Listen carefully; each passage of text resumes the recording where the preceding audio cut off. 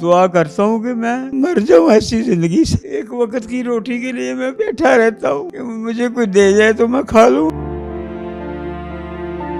बड़े बड़े फनकारों के साथ काम करने वाला एक ऐसा विलन जो अपनी सारी जिंदगी इंडस्ट्री को दे गया। शहजाद बिल्ला जिस कंडीशन में अपने घर में इस बिस्तरे मर्ग पे पड़े हुए हैं, कोई पूछने वाला नहीं। मोहतरमा मरियम नवाज साहिबा से बार बार अपील कर रहे हैं, अंबर रियाज मलिक साहिबा से अपील कर रहे हैं, मुखैर हजरात से अपील कर रहे हैं कि मैं जीना चाहता हूँ, मुझे बचा लो, मैं मरना नहीं चाहता।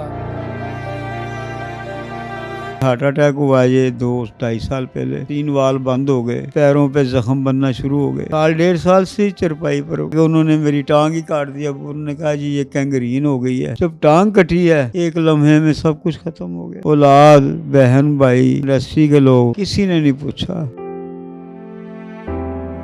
जैज कैसे लोन शो हो रहा था 50,000, वो उसने निकाला और लेके भाग गया। इसको आप बेटा कहेंगे?